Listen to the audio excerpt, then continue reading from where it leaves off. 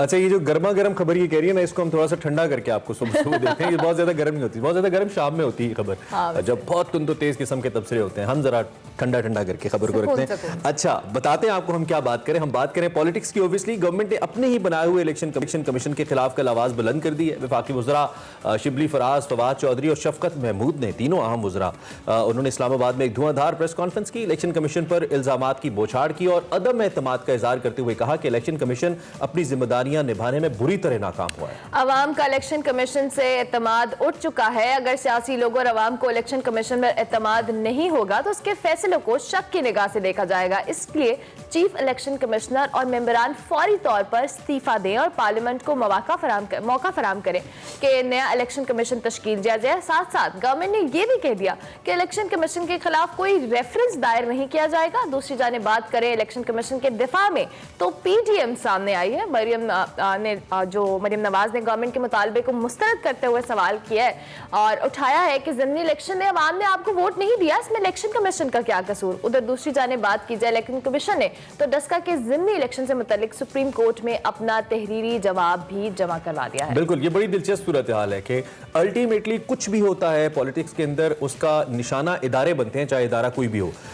आज हम बात कर रहे हैं तो आज सुप्रीम कोर्ट का 3 रुकनी बेंच इसकी समाअत भी कर रहा है। इस मामले की तहरीरी जवाब में इलेक्शन कमीशन ने मौक़िफ़ इख्तियार किया है कि पंजाब गवर्नमेंट ने पाबंदी के बावजूद डस्का में मनपसंद अफसरान को तैनात किया और इलेक्शन को मुतनाज़ बनाया। तो चार्जशीट हो गई भी पंजाब हुकूमत के खिलाफ। हुकूमती अहदेदारों, सिक्योरिटी एजेंसीज और सियासी नुमाइंदों ने ज़ाब्ता अखलाक की खिलाफ वर्जियाँ की और ज़िले इंतज़ामिया अमन अमान की सूरत हाल कंट्रोल करने में नाकाम रही।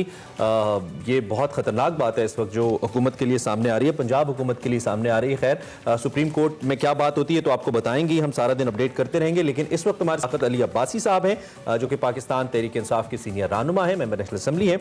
उनसे ज़रा इस हवाले से पूछते हैं अलसुब कि वो क्या सोचे। सदाकत साहब, सुबह खैर, क्या हाल है आपके? ठीक ठाक हैं जी? बहुत शुक्रिया, आपको भी सुबह खैर। चले, बहुत शुक्रिया आपने हमें ज्वाइन किया। ये एक और चार्जशीट, थोड़ा सा हार्ड लफ्ज़ तो है लेकिन लग रहा है ऐसा जो कि इस वक्त मामला है। सबसे पहले ये जो डस्का वाला है इस पे भी, एंड देन ये जो कल इलेक्शन कमीशन के हवाले से आपने कहा, तो सवाल मेरा इस पे अब्बासी साहब ये होगा कि जब भी सियासी जमातों के दरमियान कोई भी मसला होता है इंतखाब को लेकर, हमेशा निशाना इदारे बनते हैं, चाहे इदारा कोई भी हो। इस रवैये को क्या हम डिस्करेज नहीं कर सकते? इदारों को इंटैक्ट रखते हुए सिर्फ हम सियासत करें? देखिए, इदारे जहाँ पे बड़े अहम होते हैं और ये खासकर इलेक्शन कमीशन एक ऑटोनमस इदारा है, आईनी इदारा है। लेकिन हम समझते हैं कि अभी जो ये सेनेट का इलेक्शन हुआ और इससे जो कौमी असम्बली में जो मामलात आए और जिस तरह एक पार्लियामान में लोगों के खरीदो फरोख्त की एक मंडी लगी और हुकूमत ने पूरी कोशिश की कि इदारे को पूरी तरह आईनी और कानूनी सपोर्ट करके सुप्रीम कोर्ट से ये वजाहत करवा दी कि आप कोई भी बैलेट पेपर इस तरह का बनाएं जिसमें अगर कोई खुदा न खासा करप्ट प्रैक्टिस हो तो वो पकड़ी जा सके। लेकिन इलेक्शन कमीशन ने वन वे उस चीज़ को रद्द करके पाकिस्तान में इस दफ़ा जो हमारी पूरी कोशिश थी कि इलेक्शन शफाफ हो, फ्री एंड फेयर हो और सब उसको माने, वो उसमें नाकाम हुआ। तो इस हवाले से हुकूमत ने ये अपना एक, और उसके इस वक्त जो एक थोड़ी सी पॉलिटिकल एक माहौल गर्म हुआ, उसके पीछे भी इलेक्शन कमीशन की ये सारे मामला थे। जिस तरह लोगों के मतलब वोट का मामला आया और वीडियोस आई और वो वोट ट्रेसेबल नहीं था और शो ऑफ हैंड पे इन्होंने नहीं किया, वो सारे मामलात लेके हुकूमत ये समझती है कि, और हमारी पॉलिटिकल पार्टी ये समझती है कि इलेक्शन कमीशन जो है वो नाकाम हुआ, जो इसकी जिम्मेदारी थी, लिहाजा आईनी तरीके से दोबारा नया इलेक्शन कमीशन बनाया। ठीक हो गया। सदाकत साहब, गवर्नमेंट का मौकफ है कि बतौर हुक्मरान जमात इलेक्शन कमीशन पर हमारा एतमाद नहीं रहा और साथ साथ ये भी कहा है कि इलेक्शन कमीशन के खिलाफ रेफरेंस नहीं दायर किया जाएगा। क्या पॉसिबल होगा गवर्नमेंट के लिए इलेक्शन कमीशन से इस्तीफा लेना बगैर किसी रेफरेंस के? देखिए, अभी तो हमारी पॉलिटिकल पार्टी का जो पाकिस्तान की इस वक्त पार्लियामान में और सारे ऐवानों में सबसे बड़ी पॉलिटिकल पार्टी है और अवामी वोटों के लिहाज से भी सबसे बड़ी पॉलिटिकल पार्टी है और हुकूमत भी है। तो इस बड़ी पॉलिटिकल पार्टी का इलेक्शन कमीशन पे अदम एतमाद करना बहुत मायने रखता है। तो अभी तो हम अपने वोटर्स को या लोगों को बता रहे हैं कि जो ये सारा मामला हुआ, इस वक्त 17 बंदों पे इल्ज़ाम लगा है कि वो 17 बंदों ने पैसे लेके यूसुफ रजा गिलानी को वोट दिया। तो वो बंदे भी इलेक्शन कमीशन ने कोई उनको आइडेंटिफाई नहीं किया। इससे पहले हमने उनको वीडियोस भी दी यूसुफ रजा गिलानी के बेटे की, उस पर भी कोई एक्शन नहीं हुआ, तो फिर इसका मतलब ये है कि पाकिस्तान में ये जो जमीरों के सौदे अगर ये इसी तरह होते रहेंगे और इलेक्शन कमीशन अपनी जिम्मेदारी पूरी नहीं करेगा, तो क्या ये इस मुल्क के साथ फेयर है कि जो 8-8 लाख लोगों के नुमाइंदे हैं वो अगर 2 करोड़ या 4 करोड़ पे बिक जाएं और बिका हुआ पार्लियामान बैठा हो, कौम के फैसले करता हो, तो ये जिम्मेदारी किस पे है? ये जिम्मेदारी तो इलेक्शन कमीशन पे है। तो इलेक्शन कमीशन इस अमल से बिल्कुल, जैसे वो कहते हैं ना कि उनको जैसे कुछ हुआ ही नहीं है, वो बड़े मजे से अपने आप को डिफेंड कर रहे हैं और प्रेस कॉन्फ्रेंसेस कर रहे हैं और एक बड़ा एतमाद से बैठे हैं कि ये जो इतनी बड़ी जिम्मेदारी आइन ने उनको दी थी कि उन्होंने गार्ड करना था करप्ट प्रैक्टिस के खिलाफ, वो नहीं करने के इदारा है ना जी, इदारे ने तो अपने लॉ, अपने कॉन्स्टिट्यूशन के मुताबिक काम करना होता है। यहाँ पे मेरा सवाल पता है क्या है, 2013 में इलेक्शन कमीशन जब तहरीक इंसाफ हार जाती है, इलेक्शन कमीशन बुरा हो जाता है। 2018 में वही इलेक्शन कमीशन नून लीग के लिए बुरा हो जाता है, आपके लिए अच्छा हो जाता है।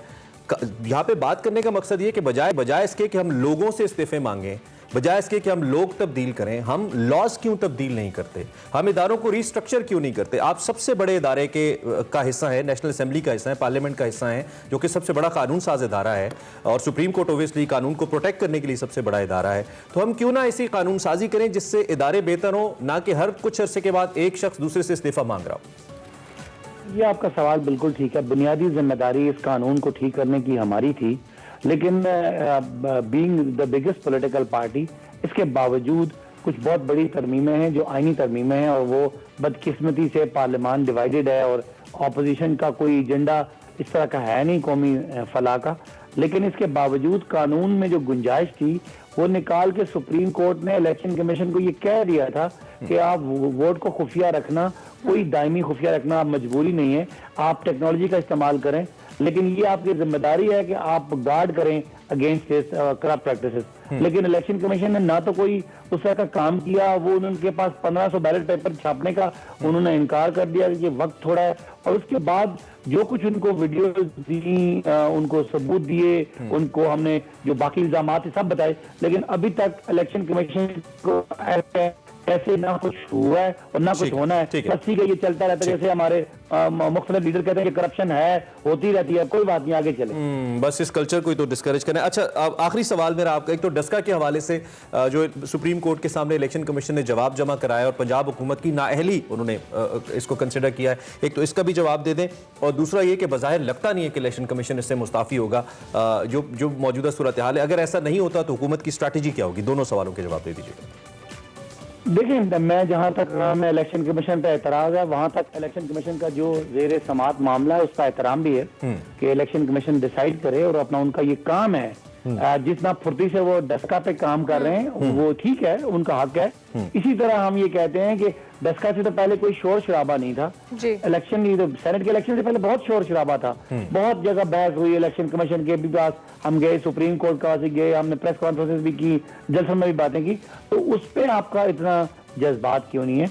तो वो जो डस्का पे जो इलेक्शन कमीशन करेगा उसका जो आईनी कानूनी इम्प्लीकेशन है वो हुकूमत उसको मानेगी भी और तस्लीम भी करेगी और उसमें भी करेगी। लेकिन दोबारा से बात यह है कि इलेक्शन कमीशन, हम पूरी कोशिश करेंगे कि इलेक्शन कमीशन जो कुछ ये इन लोगों की जिम्मेदारी थी और जिम्मेदारी वो करने से वो नहीं होता बड़ा हो सके, तो उस पे हम उन पे दबाव डालेंगे, वो ये दबाव डालेंगे, हुकूमत इलेक्शन कमीशन पे दबाव डालेगी कि इलेक्शन कमीशन टूटे और नया इलेक्शन कमीशन बने। ये किस हद तक बेहतर तर्ज अमल है, इस पर भी हम बात करते रहेंगे। सदाकत अली अब्बासी साहब, आपने हमें अल्लाह सुबह ज्वाइन किया और इस अहम सियासी मसले के ऊपर हमसे बात की। इस वक्त बहरहाल बहुत ज़्यादा प्रेशर गेम है और प्रेशर गेम के अंदर अल्टीमेटली जो सफ़र करते हैं वो इदारे करते हैं, दो पोलिटिकल पार्टीज़ के बीच में अभी भी कुछ ऐसा ही हो रहा है। बिल्कुल, ब्रेक लेंगे, ब्रेक के बाद हाजिर होंगे, आप देखते रहिए एक्सप्रेस।